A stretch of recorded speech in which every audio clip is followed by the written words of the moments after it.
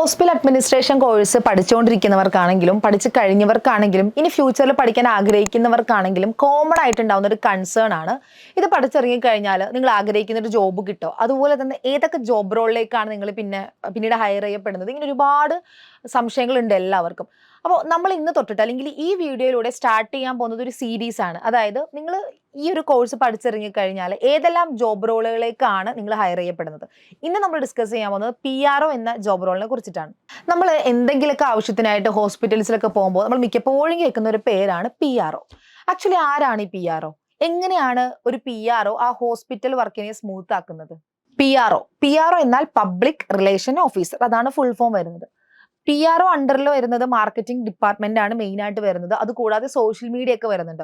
So നിങ്ങളിപ്പോൾ ഒരു social media field ഇഷ്ടപ്പെടുന്ന ആളാണെങ്കിൽ നിങ്ങൾക്ക് ഹോസ്പിറ്റലിൽ വർക്ക് ചെയ്യണം എന്നുണ്ടെങ്കിൽ നിങ്ങൾക്ക് എന്ത് ചെയ്യാം, ഈ ഒരു ഫീൽഡ് നിങ്ങൾക്ക് ചൂസ് ചെയ്യാവുന്നതാണ്. അതുപോലെ തന്നെ PROയുടെ മെയിൻ ആയിട്ട് ഡ്യൂട്ടി എന്ന് പറയുന്നത് പബ്ലിക് റിലേഷൻസും കമ്മ്യൂണിക്കേഷൻസും ആണ്. അതായത് പബ്ലിക് ആയിട്ട് അല്ലെങ്കിൽ സൊസൈറ്റി ആയിട്ട് കണക്ട് ചെയ്ത് നിൽക്കുക. ഹോസ്പിറ്റൽസിലെ കാര്യങ്ങളും അതുപോലെ തന്നെ നമ്മുടെ ആ ഒരു ഹോസ്പിറ്റലിലെ ലോക്കൽ ഏരിയ ഏതാണോ അതൊക്കെ ആയിട്ടുള്ള കമ്മ്യൂണിക്കേഷൻസ് ആണ് മെയിൻ ആയിട്ട് PRO ഹാൻഡിൽ ചെയ്യുന്നത്. അതുപോലെ തന്നെ നമ്മൾ ഒരു PRO ഫീൽഡിലേക്ക് വരുമ്പോൾ മെയിൻ ആയിട്ട് അല്ലെങ്കിൽ ഇമ്പോർട്ടൻ്റ് ആയിട്ട് എടുത്ത് പറയേണ്ട കാര്യം, ഒരു PRO ഡിപ്പാർട്ട്മെന്റ് എങ്ങനെയാണ് ആ ഹോസ്പിറ്റൽ വർക്ക് ചെയ്യുന്നു എന്നതനുസരിച്ചിരിക്കും ആ ഹോസ്പിറ്റലിന്റെ ഇമേജ് ആളുകൾക്കിടയിലേക്ക് പോകുന്നത്. കാരണം മിക്കപ്പോഴും പേഷ്യൻസും ബൈസ്റ്റാൻഡേഴ്സും ഒക്കെ ആയിട്ട് കമ്മ്യൂണിക്കേഷൻ എന്തെങ്കിലും ഇഷ്യൂസും കാര്യങ്ങളൊക്കെ വരുമ്പോൾ അവരുടെ അടുത്ത് സംസാരിക്കാൻ പോകുന്നത്, അതായത് ഏറ്റവും നന്നായിട്ട് ആളുകളായിട്ട് ഇടപഴകാൻ കഴിവുള്ള ആളുകളും അതുപോലെ തന്നെ ആളുകൾ സംസാരിച്ച് നിൽക്കാൻ കഴിവുള്ളവരാണ് മിക്കപ്പോഴും ഈ ഒരു PRO ഡിപ്പാർട്ട്മെന്റിലേക്ക് ഹയർ ചെയ്യപ്പെടുന്നത്. അതുപോലെ തന്നെ നമ്മളൊരു കമ്പനി സ്റ്റാർട്ട് ചെയ്യുമ്പോൾ അതിന്റെ മെയിൻ പാർട്ടാണ് മാർക്കറ്റിംഗ് ആൻഡ് പ്രൊമോഷൻ ആക്ടിവിറ്റീസ്. അപ്പോൾ ഒരു ഹോസ്പിറ്റൽ ആണെങ്കിലും അവിടെയും ഈ ഒരു മാർക്കറ്റിംഗും പ്രൊമോഷനൊക്കെ നടക്കുന്നുണ്ട്. ഇത് ചെയ്യുന്നത് ഈ PRO ഡിപ്പാർട്ട്മെന്റ് ആയിരിക്കും. കാരണം ഇവര് ഒരുപാട് ഇവന്റ്സ് കോർഡിനേറ്റ് ചെയ്യും. അതായത് ഈ ഹോസ്പിറ്റൽസ് മറ്റു ഹോസ്പിറ്റൽസ് ആയിട്ടുള്ള ഇവന്റ്സ്, അതുപോലെ തന്നെ ഹെൽത്ത് കെയർ ക്യാമ്പുകൾ, അതുപോലെ അവയർനെസ് പ്രോഗ്രാംസ്, ഇതെല്ലാം ഈ ഇവന്റ്സ് എല്ലാം കോർഡിനേറ്റ് ചെയ്യുന്നത് ഒരു PRO ഡിപ്പാർട്ട്മെന്റ് ആയിരിക്കും.